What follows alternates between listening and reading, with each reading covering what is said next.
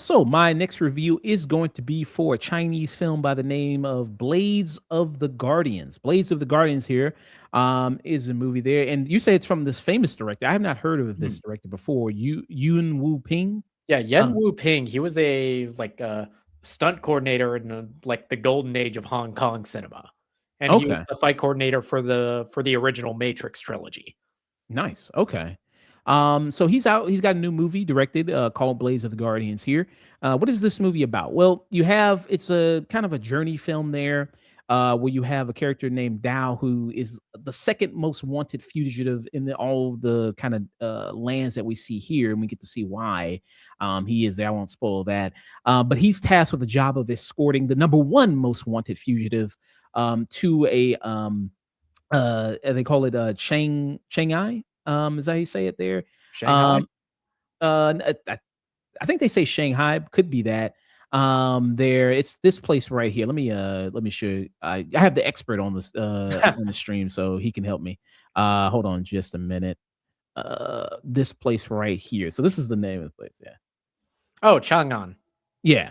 So there you go. So he's tasked with taking him there, and then while he's tasked with taking him there, he come across some other people there that join the mission in doing so there. One of whom is his like this son, this child that he's kind of adopted there that we see beforehand. We also have another person in the movie there that's Jade, who's called like Jade the Ghost there as well, who's in this movie, and who he has a partner of him who's this woman who's like a sex worker who he's tasked, I guess, with bringing her collect bounties.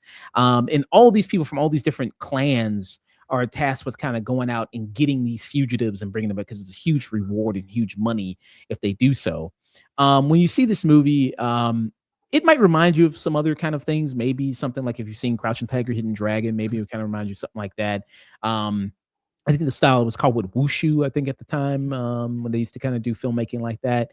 Not so much wire fu kind of going on Mhm. here. There's a little bit of that, but the main thing of this movie is the action scenes are incredibly impressive. Like there's a scene where they fight in a sandstorm that is really good and really kind of impressive there. The scope of it is really great. The story, like I said, conventional kind of story you kind of got going on here. But I think a lot of the great fight choreography, which does shine through if you listen to the guy's resume, makes sense why the fight choreography is as good as it is. That makes sense. And it's just kind of a really well kind of made story in terms of where they do it, and it doesn't bore you. I'd say that as well. It always is constantly moving. It always kind of is building to the next kind of fight scene there. It has so much of that.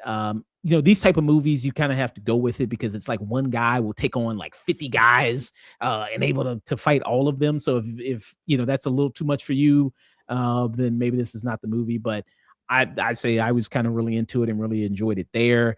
I don't know how it's doing in Chinese box office wise there. This has a big budget of 123 million with the box office currently. Now this is only US as far as I'm looking at, 141 million.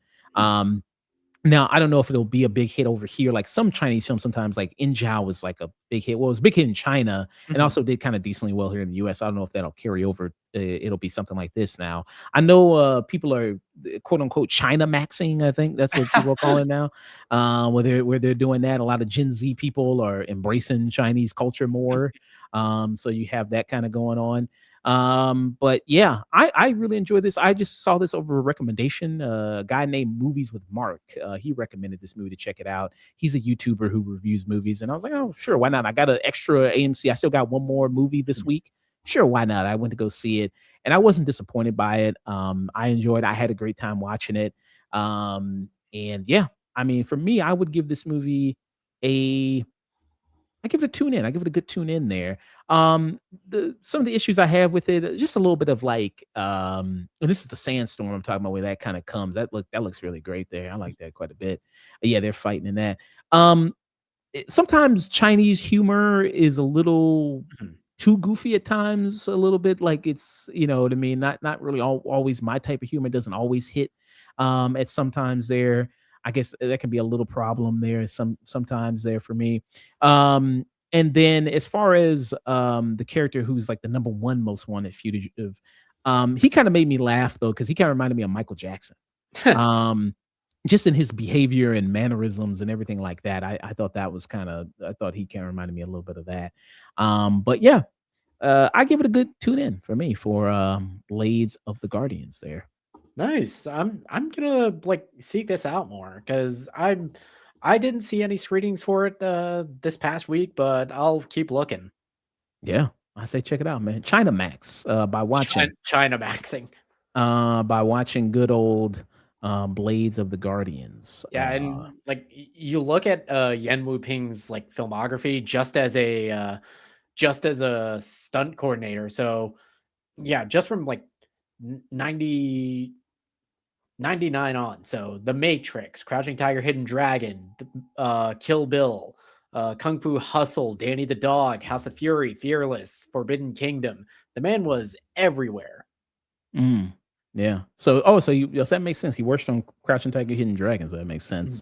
And this movie also has Jet Li in it. Was a big thing about this movie also. Jet Li, good old Jet Li there. Oh, he also did Drunken Master too. Oh, he also did Drunken Master. Very good there. Yeah, so hugely influential figure. Hugely influential figure there. Very awesome. So that was my review for Blades of the Guardian.